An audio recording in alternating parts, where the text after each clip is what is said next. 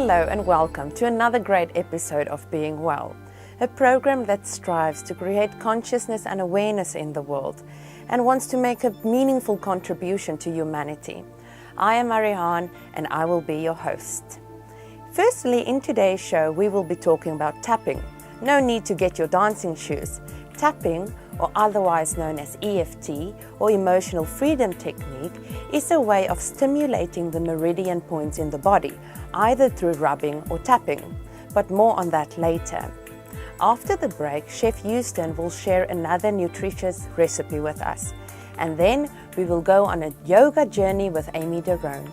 Finally, it's time for Teen Talk, and teenagers will share with us how they deal with food allergies while it's time to move out of the house. So let's not waste another minute and let's start the show.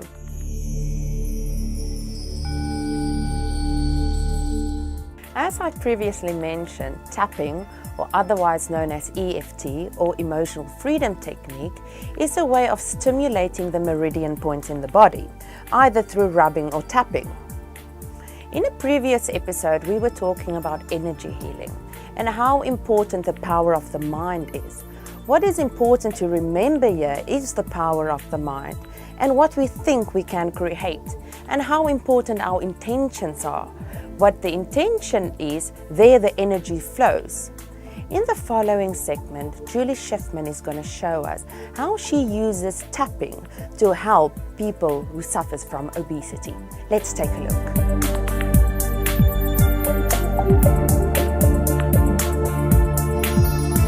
Hi, I'm Julie Schiffman, and today we're going to tap for overeating.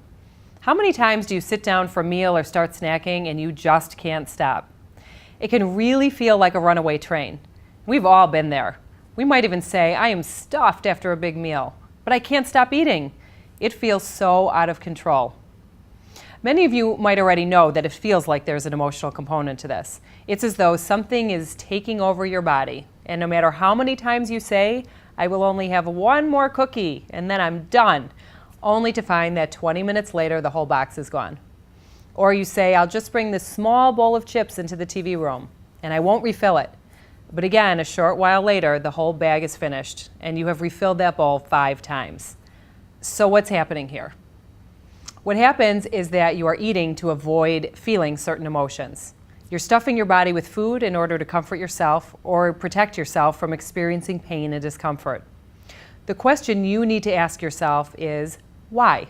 What's going on in your life now or in the past that has caused you to feel like you need to protect yourself or feel comforted in a way that you can only get from food? Of course, some of this is learned behavior. Many of the people I work with recall that when they were younger, food represented love. If they were hurting or feeling upset, a parent or a caretaker would say, come and eat some pie or some cookies. Let's go get some ice cream. Dessert solves everything. You can see that if this happened regularly, you were being taught to eat instead of dealing with the feelings and emotions which needed to be addressed. Perhaps just talking about it and feeling understood would have helped you to move on from it. Instead, you turned to food to numb the emotions and stuff it down. It also taught you that this is how people love you. They feed you. Many people show love with food, and for many, it might have felt like this was the only way to help. Perhaps you continue to help yourself in this way. Some other common themes for overeating, which you might recognize, are boredom, a sense of loneliness, a fear that they will be deprived. In other words, feeling like they need to eat all the food before someone else can get to it and eat it up. A feeling of deprivation, or there is never enough for me. There are some other common themes when it comes to overeating, but since these are the most prevalent, this is what we will address with tapping today, without judgment. As always, this tapping script will be very general. You might know exactly what drives you to overeat, and if you do, that's great. Tap on it. You can change the words here to tailor it to you. We're going to start tapping. Remember to please take responsibility for your own emotional and physical well-being. If you're feeling stuck or this feels too heavy for you, then please reach out for help. And we're going to start tapping. Even though I can't stop eating, I love and accept myself. Even though part of me really wants to stop, but I just can't seem to control it. I love, accept, and forgive myself. Even though it just feels so good to eat. It seems to be filling a void or a hole for me. I accept where I'm at. I'm open to exploring it and letting it go. I can't stop eating. I can't stop eating. I know I said one cookie, and now I've finished the whole box. What's wrong with me? Why couldn't I stop at one? I have serious problems. And I feel so guilty, so ashamed. I just can't stop eating. And even still, I want more. I wonder what it is I'm trying to avoid feeling. I'm stuffing my emotions down with food. It's hard for me to admit it, but it's true. Stuffing down the anger, the fears, the grief. It's easier to eat than to really deal with it. But the emotions all come flooding back, and then some, after I finally stop binging. Maybe it's time for me to really listen what's going on. What is it I'm trying to avoid? Maybe I'm just bored. But that means I'm not fulfilling my passion. I'm not listening to what I really want. Something is missing from my life. I'm open to letting go. Taking my power back from food. Helping myself to feel empowered. I'm starting to feel calmer. Like I have more control. Maybe I can walk away from this right now.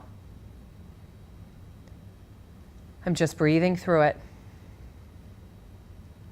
Food will always be there. But maybe it can be just that. Food. To serve a nutritional purpose. I'm feeling calmer and in control. I am letting go. Feeling more relaxed and at peace. And take a breath in and let it out. And see how that feels for you. You might be feeling some resistance, like, don't tell me what to do, or this is ridiculous, this will never work. If this is the case, keep tapping on it until it feels more manageable. Whatever you do, don't ignore it. That's what got you here in the first place. Let's do one more round of tapping on food feeling like comfort. Tap on the karate chop point. Even though I'm eating to comfort myself, I love and accept myself. Even though I learned at a young age that if I'm sad or upset, food will solve all problems. I accept myself anyway. Even though food really helps to fill an emotional void for me, and I'm totally ready to admit this, I forgive myself and I'm open to letting go. And we're going to tap through the points. I need more. I can't stop eating. Maybe I had a bad day. I'm feeling alone. I'm feeling bored. Feeling really anxious. I'm definitely feeling something that I don't like. When I don't want to feel something, I stuff it down with food. Food is comfort to me. Food is love. That's what I've always been taught. All the times I've felt bad and someone fed me to comfort me. They meant well. Ice cream solves everything. And in the moment, it really did. Or at least it felt that way at the time. I felt heard and loved with that ice cream. But now I see that it didn't really cut it for me. I wasn't really being heard. I was just avoiding with food. Maybe food is just food. Food can't possibly love me the way that I love food. And it doesn't really give good advice at the end of the day. Maybe it's time I see it for what it really is. Food with calories, fat, carbs, and sugar, which are not helping me when I overeat it. This isn't about the diet and losing weight. This is about me and recognizing how I feel. I am finally listening. And I'm okay feeling.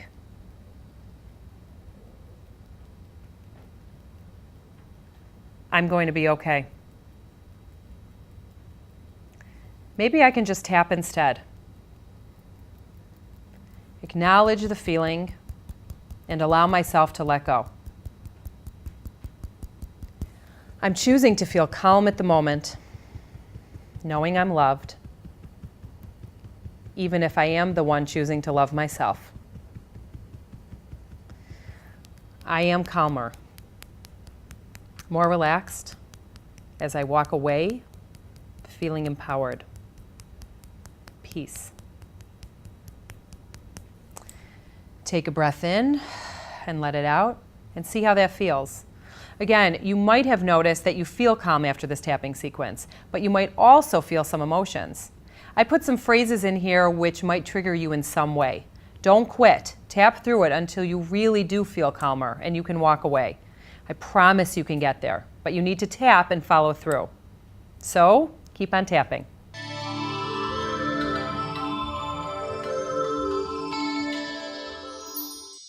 Very interesting. Again, it is proven that we create our own reality and what we believe we can achieve. So stay tuned and we'll be right back.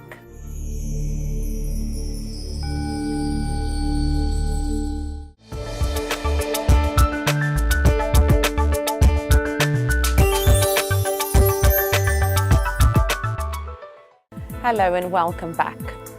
Hot, steamy cinnamon rolls.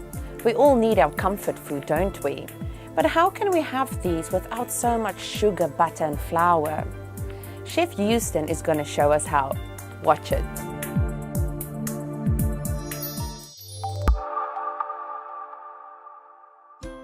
Everyone has their emotional eating thing. Some people have pizza, pasta, donut, whatever their sort of go-to bad food is. My go-to sort of junk food that I really crave is cinnamon rolls. And the reason that is such an emotional food for me is one of my favorite things to do with my grandmother when I was young was to sit on the counter and to help her during every stage of making cinnamon rolls. So just the flavor of the gooey cinnamon and all that brown sugar and the smell of the bread rising in the oven. everything, just the whole memory of it is something that I find very nourishing. And if I'm having sort of a hard day and I'm going to resort to an emotional food, that's sort of the thing that comes up. That's sort of the heart food that I want to feed. And I've found a way to enjoy all those delicious flavors and sort of bring a little bit of grandma back into my life. She passed away when I was in high school, so I dearly miss her. And I found a way to have all that flavor and all that sweet, yummy goodness without all the flour, eggs, butter, and really enjoy a delicious treat. It is a treat. It has calories, it has carbs, it has all sorts of stuff that a lot of people want to avoid. But for me, this is a lot better than grabbing some yucky cinnamon roll, because I certainly am never going to have all the ingredients for a cinnamon roll in my house nowadays. So what I have here in front of you are the makings of sort of my emotional food fix. So I have some leftover brown rice, organic brown rice. I have some coconut oil. I'm going to go ahead and put some coconut oil into the pan right now. This is the oil, so this is going to give it sort of a buttery flavor. I have my pan heating up here on medium. I'm just going to get this coconut oil nice and melted. I'm going to use that as a healthy fat. So it's not that this dish doesn't have fat. It's not that this dish doesn't have sugar. It does have sugar and it does have fat. But I've sort of upgraded the model, right? Instead of animal fats and saturated fats that are going to raise my blood cholesterol and all sorts of nasty things, I'm going to have the cleaned up version, and I'm going to feel really, really good about it. So we don't feel bad when we go ahead and toss a good tablespoon of that oil in there. No problem. It's better than a stick of butter, right? And then once we have that in there, we're going to go ahead and get our rice to start heating up. We want our rice nice and hot so that by the time we sit down with our delicious cinnamon pecan bowl, it's still going to be steaming and warm, just like a cinnamon roll would be right out of the oven. So we want to make sure that we get this rice nice and coated. If you need a little bit more coconut oil, feel free to use it. What you're going for is you want to be able to heat the rice in the pan and have all the rice, as it's cooking, have a slight gloss to it. So it shouldn't look matte anymore. So your leftover brown rice, when you pull it out of the fridge, should just look matte, right? No, nothing going on. But once you have it in that hot oil, it should all sort of look a little glossy. So hopefully you can see here that it's sort of starting to gloss up. And we want all, there we go. I think we've got every little bit looking shiny and glossy, and that's exactly what we want. And we're going to add just a pinch of salt in here. Turn this heat down to medium here. And then we're going to add some vanilla. Sprinkle this all around. And we're going to add some maple. Now with the maple, we want it sweet and gooey. But we don't want to overdo it, so you can always add more. You can't take it out. So start low and go ahead and add as you go. And we're just going to let this maple sort of thicken up a little bit. And if you haven't made cinnamon rolls before, you're the kind who sort of buys them at that mall place where they blow the cinnamon roll smell all over the mall, then you might not know this. But the best part about making cinnamon rolls is that when you flip the cinnamon rolls over from the pan, there's this ooey gooey, yummy deliciousness. And it's the result of all that butter and cinnamon and brown sugar sort of coming together in the bottom of the pan, and has this delicious glaze. It's also the stuff that's all swirled right into the middle of the cinnamon rolls. It's why we all love the middle of the cinnamon roll the best. So we do want to reduce some of the water out of that maple, so we do get that gooey sort of yumminess in our pecan rice bowls. Now, I feel like the trick to this is having fresh cinnamon. If you don't have the time, you don't have a microplane zester or a little grater, don't worry about it. Just go ahead and use pre-ground cinnamon. But for me, because this is an emotional food for me, this is something that I do when I'm looking for a little extra love, I think it's worth it to take the time to go ahead and grate the cinnamon fresh.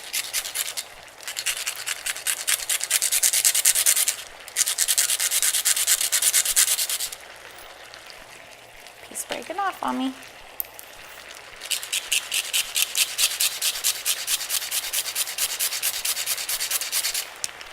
It's a little more time consuming, but you have to wait for the maple to sort of reduce down anyway, so why not, right? Give you something to do to pass the time.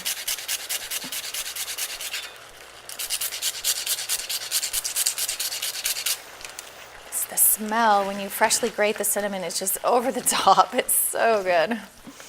Okay, let's see what we've got here.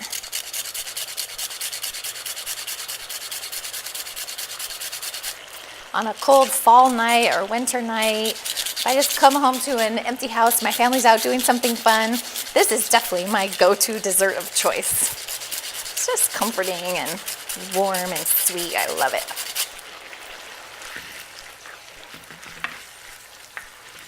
All right, my sauce is starting to thicken up.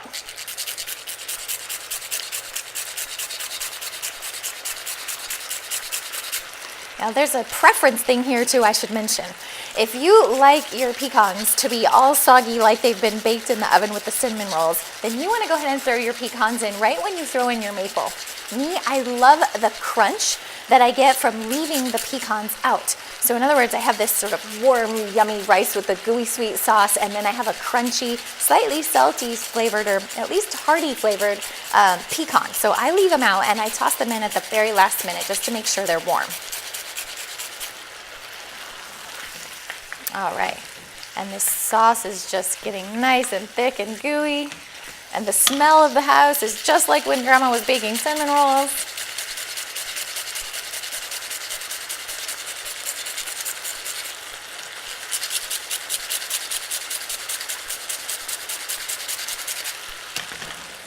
All right. Oh, that smells so good. Okay, now I want to check the rice, and I want to make sure that every little bit of it has this sweet and yummy coating on it. We don't want any dry pockets. We don't want any boring pockets in our cinnamon pecan bowl. We want a delicious sweet dessert no matter what serving we happen to get. Okay, so this is good. Now you can tell that the sauce is thick enough when you sort of run the pan through, and it looks almost like honey in the pan, so it no longer looks watery like maple. It has firm body to it. And then you know it's going to be totally delicious. We're going to turn the heat off here. I'm going to go ahead and mix my pecans in.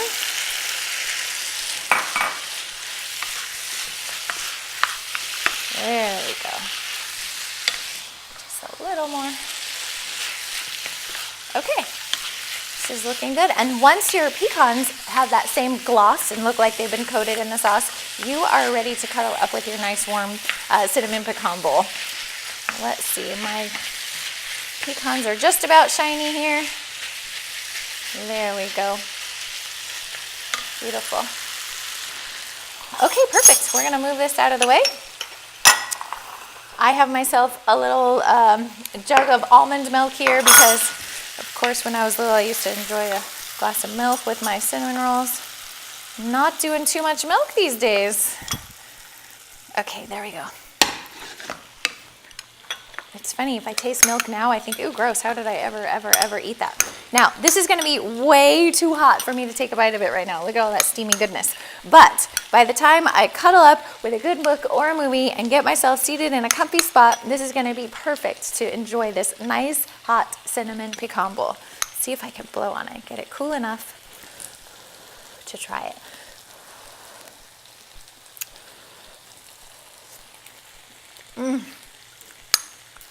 Ooh, it's hot, hot, hot. Oh my gosh, it's so good. I mean, it does just what it was designed to do. And that is give me that delicious, sweet, cinnamon, nutty, and even buttery taste. Believe it or not, the coconut oil, when you mix it with the salt and you have all these other ingredients, it tastes buttery. It tastes just like we melted a stick of butter in the pan. But of course, we have a superfood fat instead of a fat that is going to clog our arteries. So definitely a more healthy choice. So I hope that you cuddle up on the couch and enjoy your cinnamon pecan bowl as much as I do.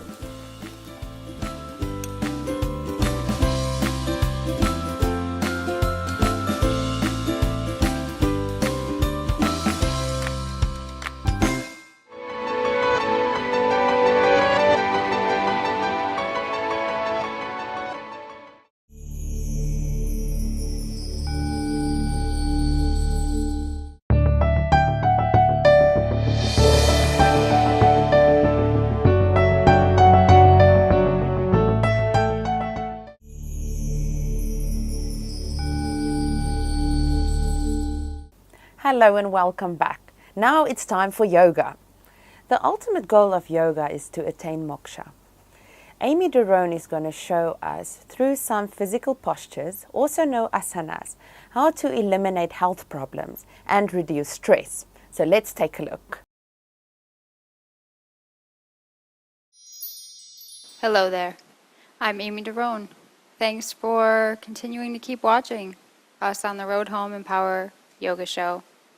We have a half hour to breathe and move, break a little sweat, and nothing about your life will have changed, but everything will have changed just by shifting gears inside yourself. And you'll have big energy, to power you through the rest of the day. Go ahead and start the practice coming out onto your back.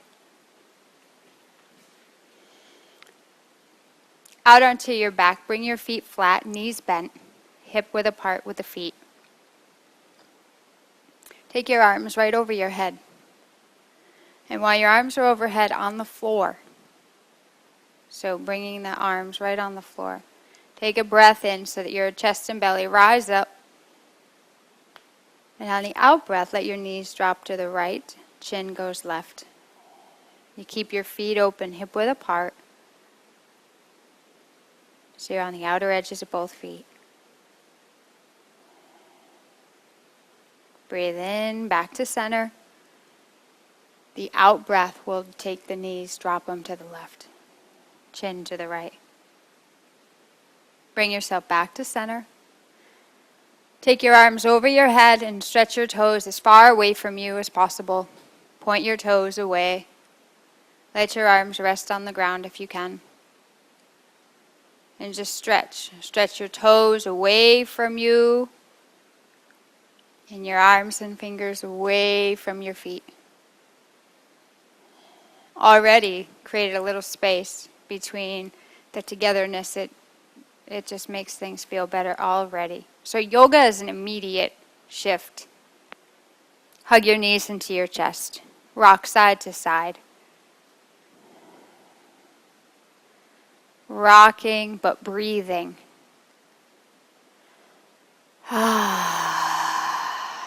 Take a breath in.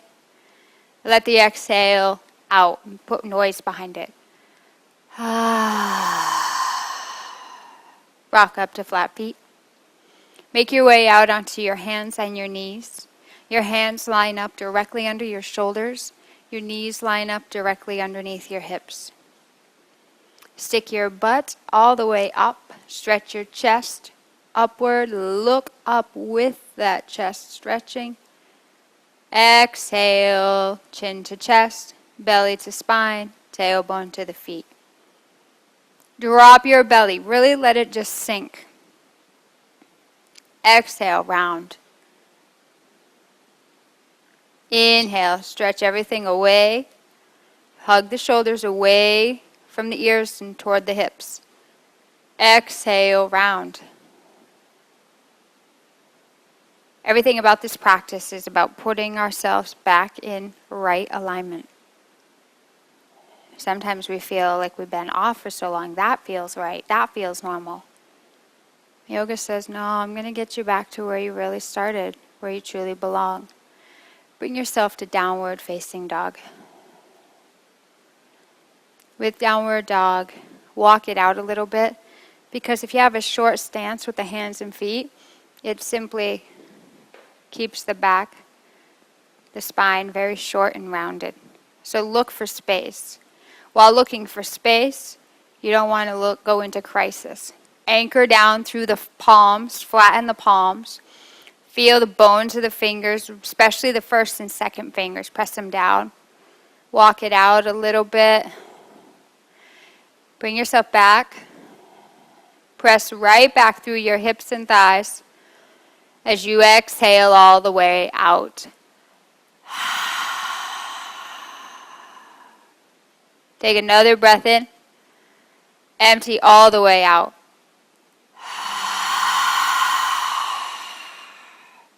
Feet together, walk or jump forward to the front of your mat. On the in-breath, with the feet together, come halfway up. Hug your shoulders towards your hips. Bend the knees a little bit and push your butt straight back to the wall behind you. Bring the hip weight more forward so you start lining the hamstrings up. Really tight hamstrings will always be pulling us back. Exhale, fold forward. Root your feet into the ground. Hug your thighs. Reach up. From the pillar of strength underneath you, you can go beyond. Exhale, bow forward. Inhale, flat back. Exhale, fold forward. Folding forward. Soften the knees.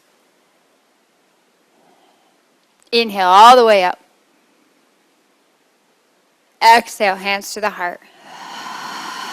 Just that little bit of movement started to shift gears of the biochemistry, the nervous system. Letting your breath take you inward, inward, inward. Where your true calm is really there waiting for you. Good. Inhale, reach up. Exhale, fold.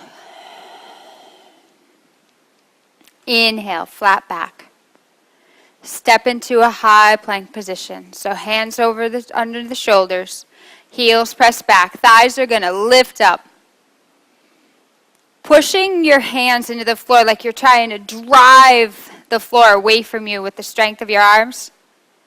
Exhale, low plank. Elbows hug right into the body. Upward facing. Breathe it in. Big exhalation is a clearing, so you have space for down dog. By exhaling the breath, you create space inside, and that makes everything feel not so compacted on the outside.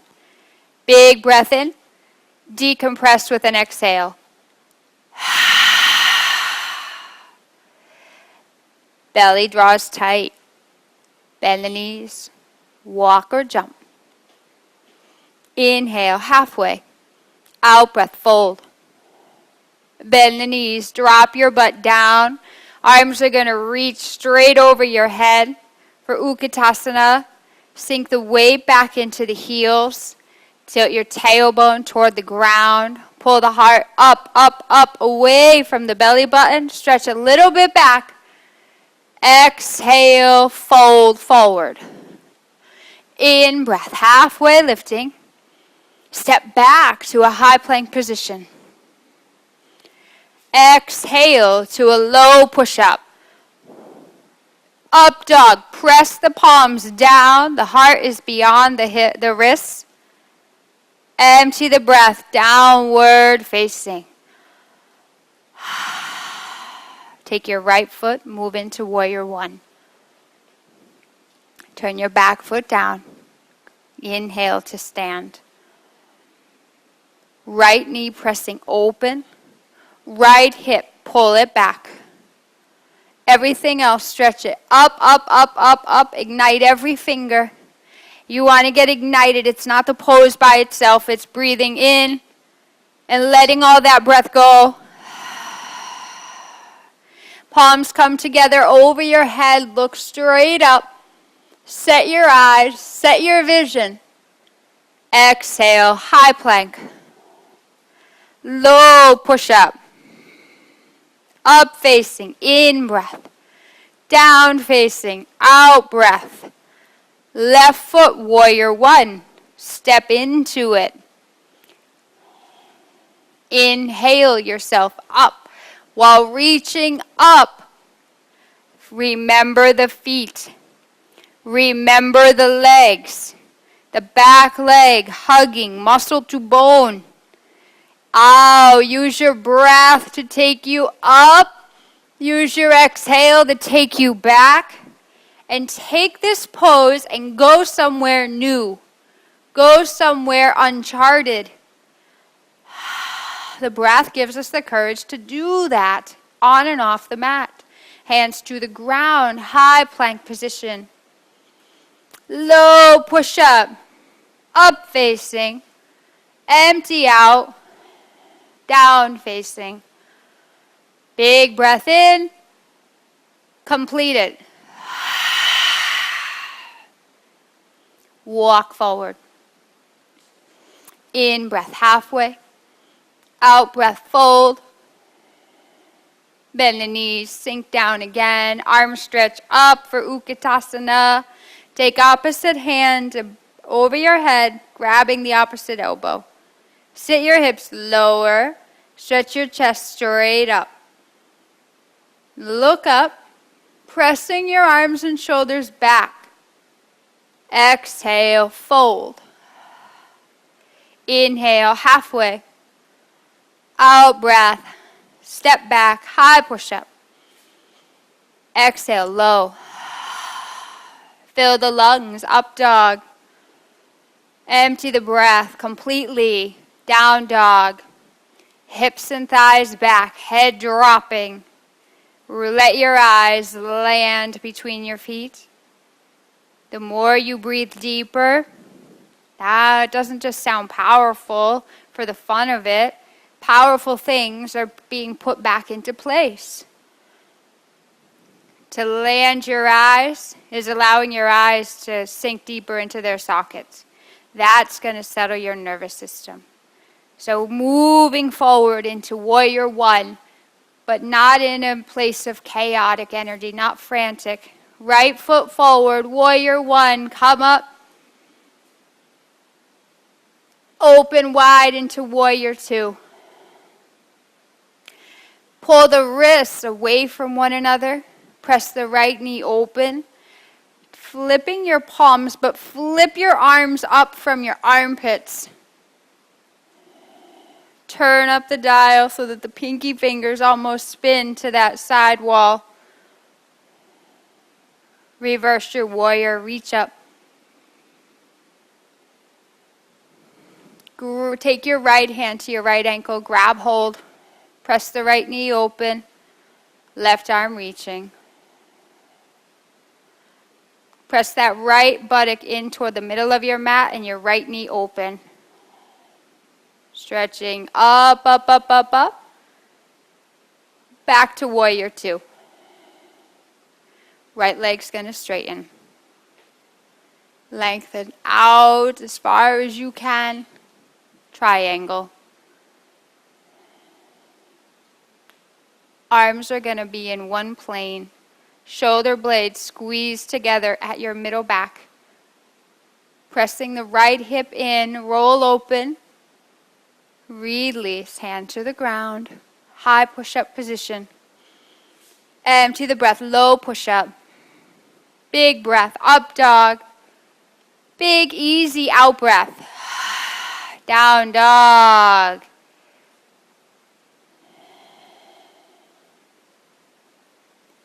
In downward dog, take a breath in. Give yourself a nice heavy sigh, a hefty sigh. Like yoga's the place you dump your baggage. You'll walk out on the street and feel lighter. Warrior one. Left foot, moving into it. In breath, come up. Eyes land and then soften the gaze. So you're an intense hip opener, but can you keep your eyes soft? Good. And can you take softening attitude, like compassion, into your warrior one? Compassion for you starts widening the gate for a bigger empathy for others. Exhale, warrior two. Take your palms and flip them up from the upper biceps near your armpits. Roll the palms open to the sky. Make the action come from the upper biceps. Reverse your warrior. Reversing, stretching. As you exhale, the left hand catches hold of that left ankle or shin. The knee stays lined up over your ankle. Arm reaching to the sky. Left buttock pulls in. Good. Breathing. I like to root for myself all the way through. Come back to warrior two. Straighten through the front leg. Anchor down through the big toe. Getting ready to move into triangle.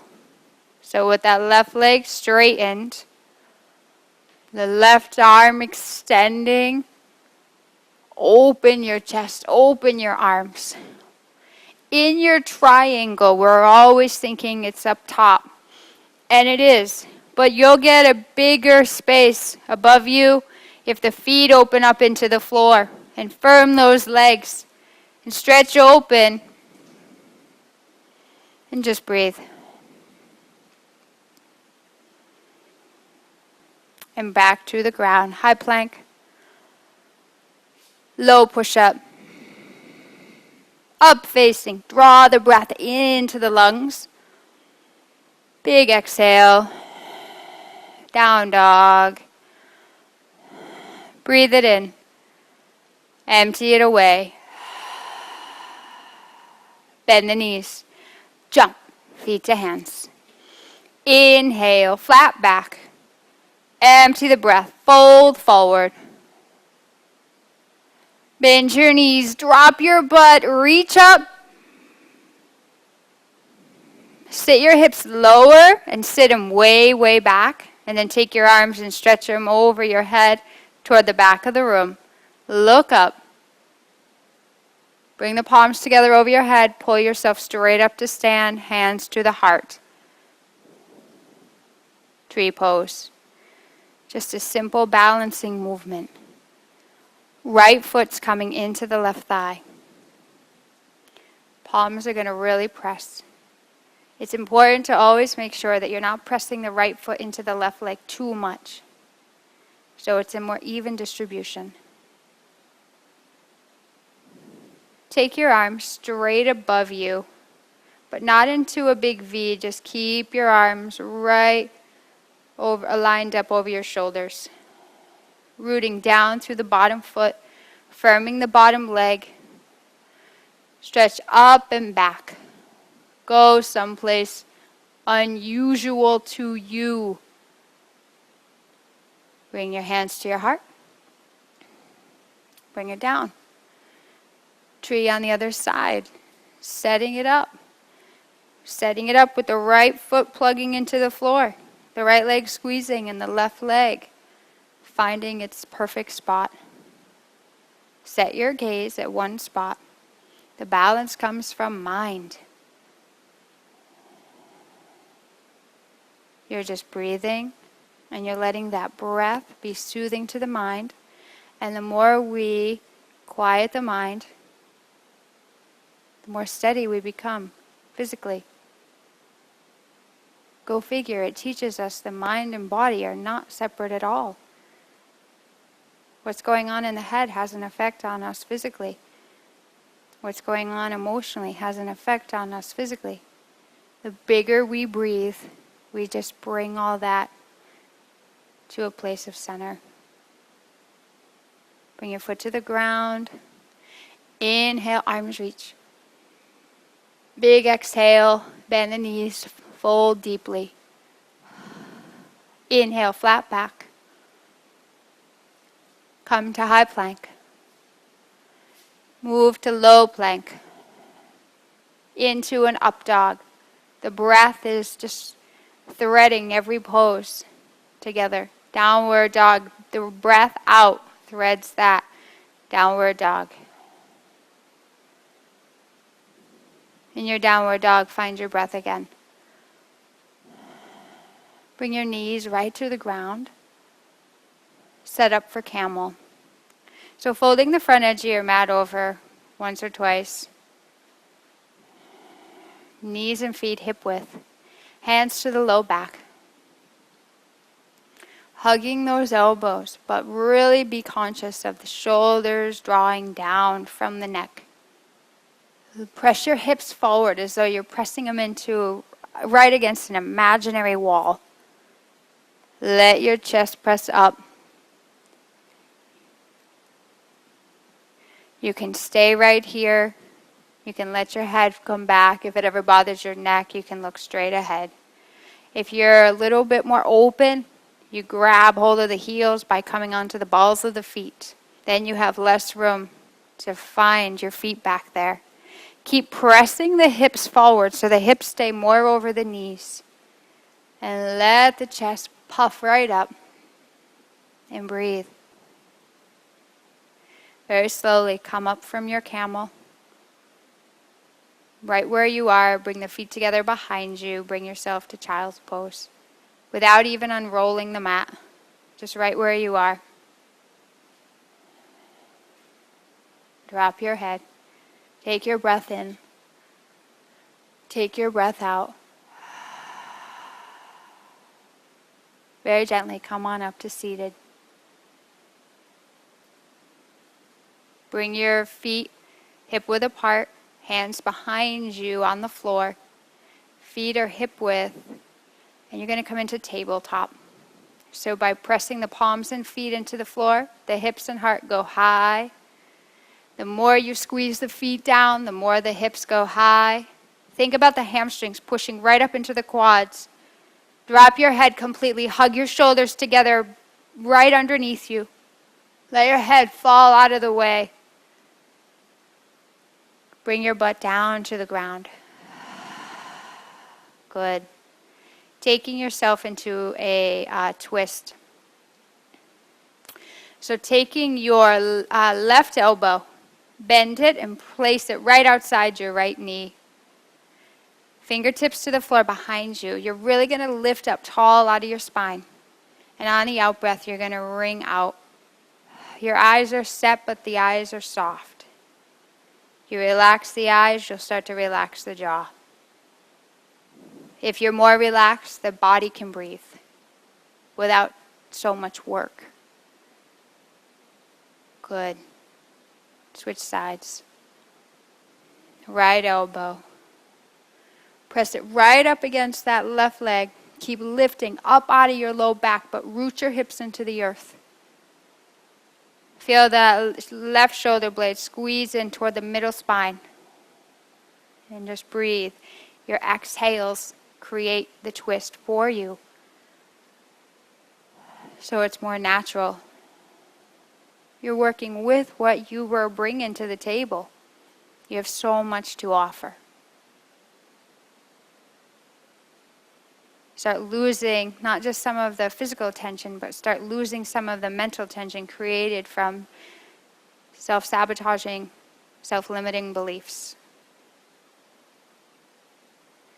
Go ahead, come back to center. Take your arms straight up, stretch your legs out in front of you. And taking your right foot into the left thigh. Yeah, so set that up and then stretch up.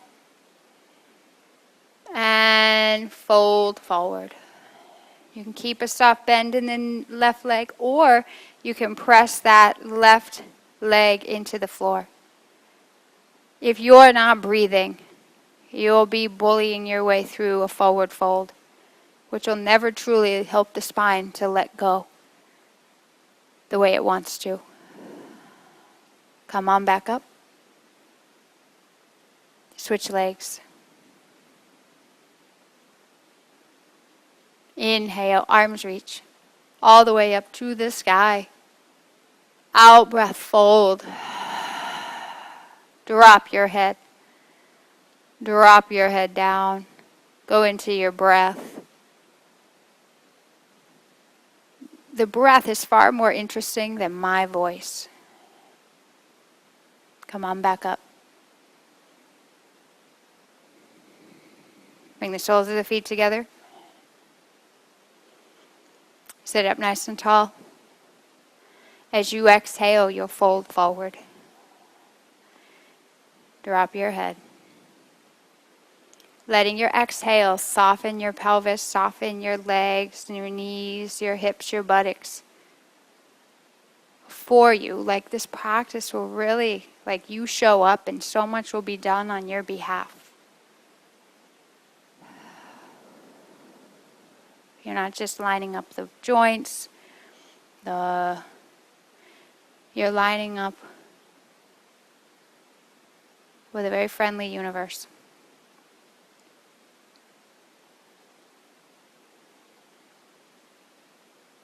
Found inside yourself. Come on back up. Bring yourself all the way out onto your back. Feet are flat, knees bent.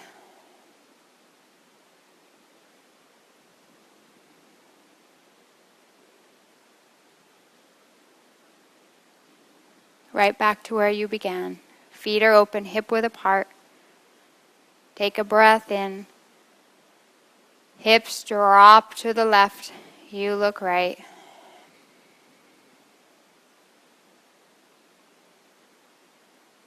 Breath out. Let something be released for you by your willingness to just hand over an exhalation. Other side.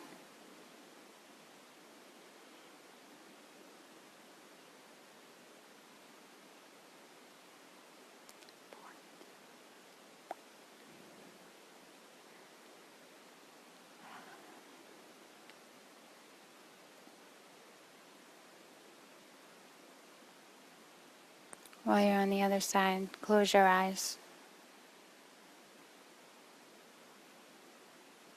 Come on back to center. Hug the knees into your chest. Rock side to side, ironing out your back one final time. Stretch your legs out onto the floor, arms at your sides, Shavasana. Big inhale. Exhale as a clearing. Get clear that the exhales are clearing. They clear fatigue. They clear mental fogginess. Your breathing out clears angst. Clears the subtle frustrations of the day, and you start to realize nothing's really that big a deal. It's just that our ego makes it so. Through the practice of yoga, we breathe in and we breathe out, and we reunite with the spirit of us.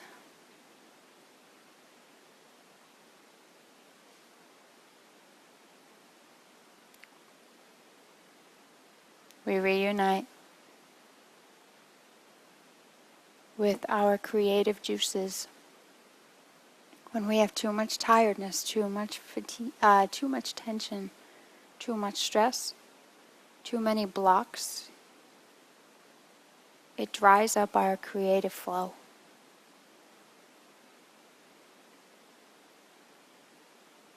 It dries up our ability to plug in to inspiration, which comes from spirit, not ego.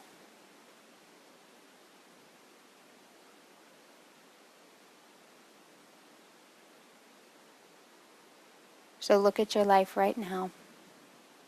Take anything, anyone really irking you. See how it takes up too much space. Look at fear.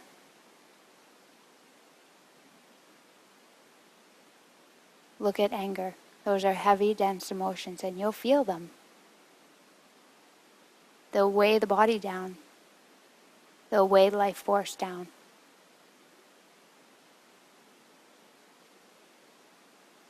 They'll cut off your oxygen.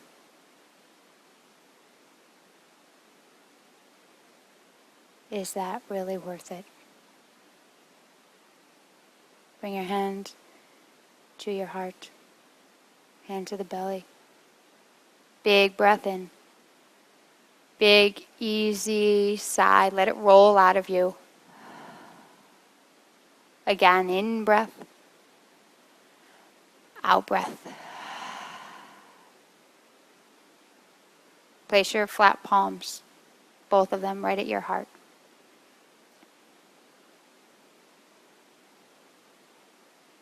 That's the energy we're seeking. Hello and welcome back to the show. Food allergies. What is a food allergy? Food allergies occurs when the body's immune system mistakenly identifies a food protein as harmful and therefore causes a reaction. In the next segment, teenagers are going to tell us how they deal with their food allergies when they're moving out of the house for the first time. Let's take a look and hear what they have to say. Hi, I'm Nikki, the food allergy teen. Sure, I'm anaphylactic to milk. Hi Nikki, I'm Spencer and I too have had food allergies since Hello there, my name is Alex and I'm allergic to peanuts. While we may be completely different people, we have this one thing that pretty much ties us together.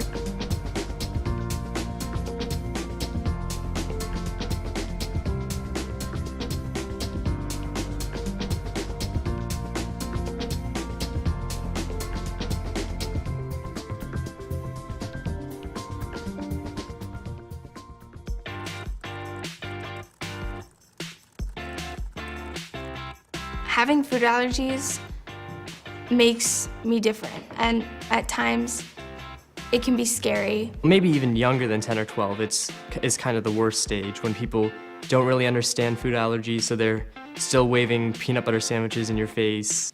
It was harder to communicate when I was younger, like that I have allergies because I was more shy, but like the more times you do it, even if you are shy, like the more confident you get in it. I know how to handle situations where there's weed in it because I've been around it and I've experienced it. As I get older, I've been becoming more comfortable with it because I've learned to deal with it on my own. If I'm at a restaurant with friends in the city, I'm the one that has to talk to the waiter. And I think that's important for me to know because now I know it's all on me and I have to be independent for my safety. I cannot wait to get out and go to college. I am so excited for it. Like, I was born to go to college. I'm more worried about being able to do my laundry or not than my food allergies at college. As I'm getting older, it's a little bit harder because I'm on my own and my parents kind of have to let go of the reins a little bit. It's more one of those things where they just have to let go and give me a chance to show them that I am responsible and that I can handle myself. I haven't been tempted to take any risks yet. I'm pretty sure there will be in the future, but as of right now, not really. Do I want to be safe? Like, I have to make that decision like constantly, and I have to like really like weigh out like what's more important, and sometimes it's like hard to like look through that, I guess, when you're staring at a cupcake. I'll walk past an aisle of candy bars and I'll just keep walking. The allergy just is another decision to make, just like, oh, well, I probably shouldn't jump off that cliff because I will probably hurt myself. It's just, oh, I shouldn't eat that peanut butter sandwich because it'll give me a reaction. I don't mind trying new places, but I usually like check online first to make sure like to see if they have an allergy list, or like go in and like ask them before I order anything. I don't think I'm taking a risk that I know could harm my safety. Once I graduated elementary school, I was allowed to carry my medicines around with me. And when I was in grade school, I had a like a hip pack type thing that I would use, and I hated that hip pack. Of course, I don't want to be carrying the thing around like at a party and everything. I don't want to have it by my side every single second. They'll ask me, like what's in the bag, like, why do you always carry that around? And I just tell them, like, I've got food allergies, I've got to carry an EpiPen and Benadryl around. When I'm in school, I have 2 EpiPens in my backpack, plus one is with the nurse, just in case. Well, I carry my EpiPen with me in my purse, and I take a purse around school, because most girls do that anyway, because we're girls and we carry a bunch of stuff with us. If I'm not with my backpack or at school, I have a pocketbook with 2 EpiPens in it and also Benadryl. I have this little black bag that I carry everywhere with me. It has 2 EpiPens, Benadryl pills, Benadryl cream. I don't really know where I'd put it if I was a guy, just because I always have my pocketbook. I think of it more as a satchel. Indiana Jones has one. I just put it in my coat pocket. Basically, when I kiss people, they know about my allergy beforehand. I feel like you would have to be comfortable enough to say it to their face and say, like, are you clean? I was thinking it could be embarrassing, like, brush your teeth. Like, say, like, want to make out, brush your teeth. You kind of ruin it if you're like, did you have peanuts today, or shellfish, or tree nuts? Because if you do, I can't kiss you, and if you want to, you have to go brush your teeth. We had been dating for a little while by now, so this wasn't our first kiss. But we just went upstairs and opened like another toothbrush we had in my closet, and she brushed her teeth real fast. Sorry, that wasn't as entertaining as it sounded. I try to slip it into the conversation earlier, but I do it in a comedic way just because I feel like that's better and it suits me better. She was a good kisser. If I was talking to somebody younger than me, I would have to say, speak up as much as you can. And if there's something that you think is going to harm your safety, don't just push it aside. Remove yourself from a room if you need to, even if it might be a little bit uncomfortable. Never be so overly cautious that you won't go out with friends. Never be so overly cautious that you'll never try new things. Just be kind of like conscious of yourself whenever you're around food, and like be like aware of like what your friends are eating. Like if one of my friends pulls out a peanut butter sandwich at lunch, I'll just ask him to like move 2 seats down or something like that. You have the ability to go do whatever the heck you want. Roosevelt said, like, the only thing to fear is fear itself, and that's pretty much says it all. I am hopeful for the way that allergies are going. I know FAI has done a lot of really good work as far as like spreading news about allergies and raising money. They do a lot of research and they want to find a cure, and I hope that one day they will, because I know that they're doing a fabulous job at it right now. I've been able to visibly see that people are getting like more conscious of like kids with allergies, because when I used to go to restaurants, they'd be like, what are allergies? Or like, oh, so you're lactose intolerant? But I don't get that ever anymore. Like, it's really like, oh yeah, we can work with this. Definitely more people know about food allergies than 5 years ago or 10 years ago. And I'm growing up in a world where people are becoming more and more educated, and I'm so thankful for that.